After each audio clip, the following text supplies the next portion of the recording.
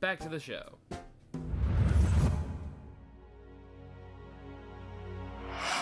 Will Afton spring a victory against the ultimate despair, or will Junko crush this last remnant of agony? You all voted for it, and it's finally here. Let's find out in the fight.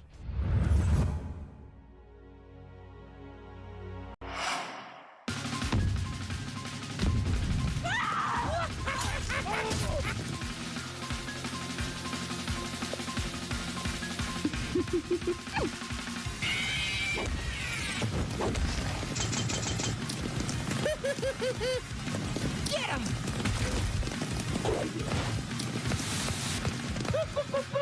Look at this place! So dusty, so crusty, so last decade. I mean, killer robots in a pizza joint? How original! Time to tear down this scrapyard circus and replace it with something truly despair-inducing.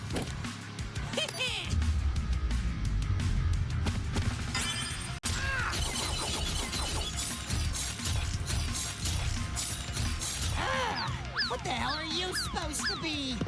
Your worst agony.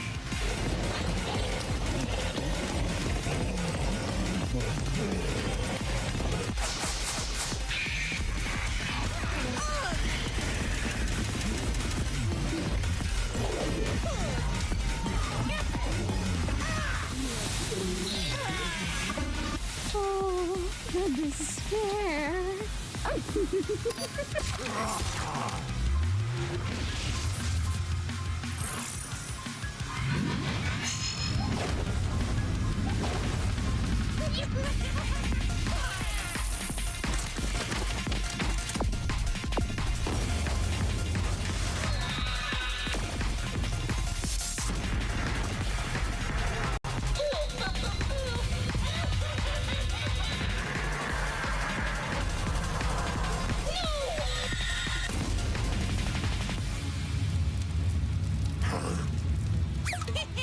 Let's give it everything we've got.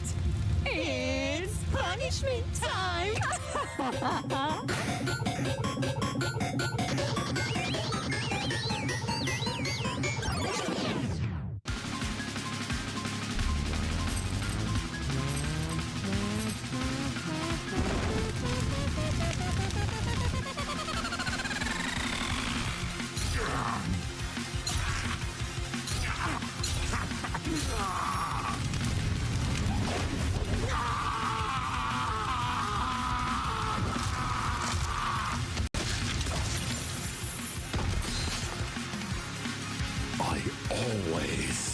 I always come back. That's even better. I'll make you into my own personal weapon of despair.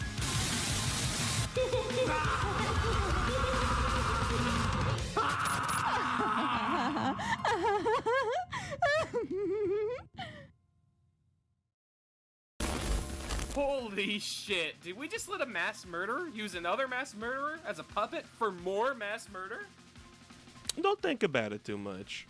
So, this fight was complicated to say the least. Both of these characters have a wide army of robots by their side, and can match each other blow for blow in intelligence. While at first glance you would think Afton is superior at robotics and hacking, being a major benefactor in the creation of the animatronics and how they operate, Junko built the Monokuma units on her own, and her AI could take over the island in Danganronpa 2, which was specifically designed to rehabilitate her group of ultimate despairs.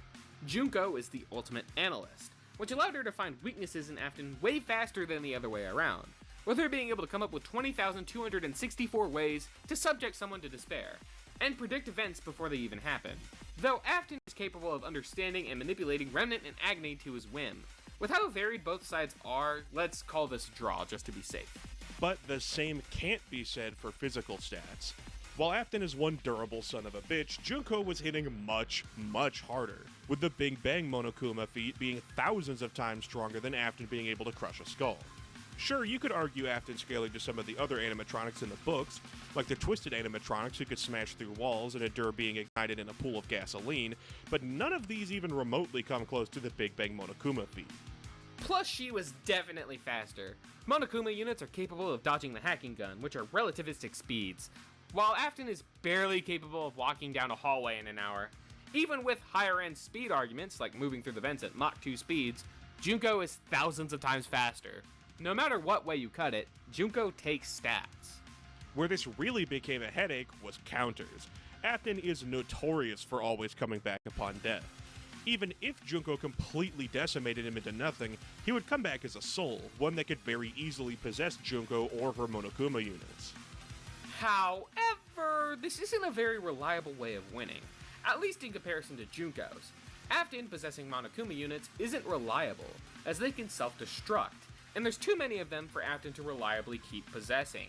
Given Junko could very easily exercise Afton's soul, as a Monokuma unit does exactly that against Korekiyo.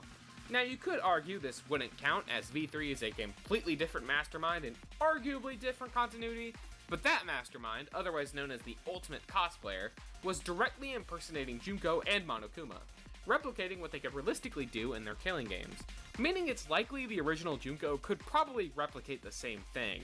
There's not much suggesting otherwise rather than headcanon. If we're going to give Afton almost every continuity outside of the games, this should be fair. If we ignore this example, Komaru gets possessed in Ultra Despair Girls, and Toko was capable of exercising that spirit. With her analyst's mind, there's nothing to say that Junko can't replicate this. And even if we ignore that example as well, possessing Junko or Monokuma wouldn't really change anything, as Monokuma units can still act even upon Junko's death. At most, this would be a stalemate, with neither party truly being able to permanently dispose of the other. Until Afton ends up possessing a Monokuma unit that gets sent flying into space, permanently leaving Springtrap out of any options to get back to Earth. An unexpected outcome for sure, but at the end of the day, Afton was too overwhelmed, thanks to Junko's better counters, impenetrable offense, and speed. Afton's turned purple. How agonizing! I guess you could say he met his ultimate despair. The winner is Junko Enoshima.